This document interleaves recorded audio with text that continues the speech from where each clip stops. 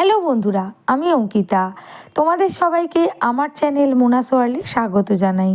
যদি তোমাদের আমার ভিডিওগুলো ভালো লাগে তাহলে ভিডিওগুলোতে একটা লাইক করো, বন্ধুদের সাথে শেয়ার করো, কমেন্ট সেকশানে কমেন্ট করো, আর আমার চ্যানেলটাকে সাবস্ক্রাইব করতে ভুলো না যদি ইউটিউব থেকে দেখো। আর যদি ফেসবুক থেকে দেখো তাহলে ভিডিওটা ভালো লাগলে একটা লাইক করে দিও আর আমার পেজটাকে ফলো করে দিও।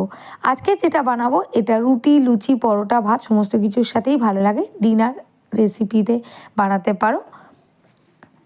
তার জন্য প্রথমেই আমি একটা প্রেশার কুকারের মধ্যে একটা বড় সাইজের ওলকপিকে আমি ডুমো করে কেটেছিলাম, দুটো আলুকেও ডুমো করে কেটে, আর বেশ খানিকটা সোয়া চাংস, তোমরা সয়াবিনও নিতে পারো, নিয়ে আমি দুটো সিটি দিয়ে নেব। লবণ দিয়েছিলাম আর পরিমাণ মতো জল দিয়েছিলাম। অবশ্যই বেশি সিটি দিতে লাগবে না, যেহেতু আমার ওলকপিটা পাকা নয়।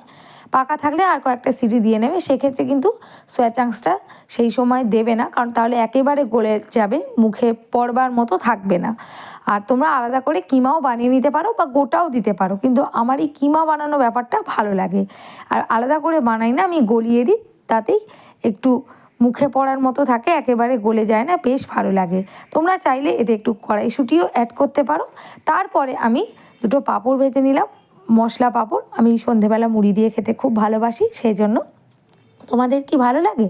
তারপর আমি অল্প একটু তেল, সাদা তেল রাখলাম, ওর মধ্যেই আমি লবণ, হলুদ, ঝাল লঙ্কার গুঁড়ো দিয়ে ওই সিটি মেরে সেদ্ধ করে নেওয়া আলু, ওলকপি আর সয়াবিনের কিমাটা দিয়ে ভেজে তুলে রাখলাম। তারপর কড়াইতে 2 চামচ সর্ষের তেল, তার মধ্যে একটু কালো জিরে, তেজপাতা, শুকনো লঙ্কা, কাঁচা লঙ্কা কুচি, টমেটো কুচি সমস্ত কিছু অ্যাড করলাম।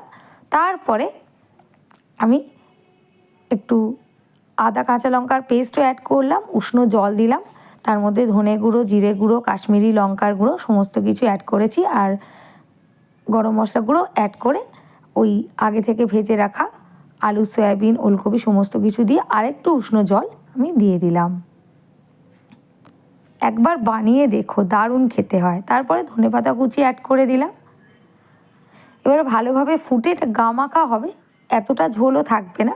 যদি তোমরা ভাত দিয়ে খাও সেক্ষেত্রে একটু ঝোল রাখতে পারো, কিন্তু একটু গামাখা করলেই বেশি টেস্টি হয়। তারপর শেষে আমি গোটা গরম মশলা আর শুকনো লঙ্কা, গোটা জিরে, গোটা ধনে শুকনো খোলায় ভেজে গুঁড়ো করে নিয়েছিলাম, আর একটু ঘি দিয়ে দিলাম। এভাবে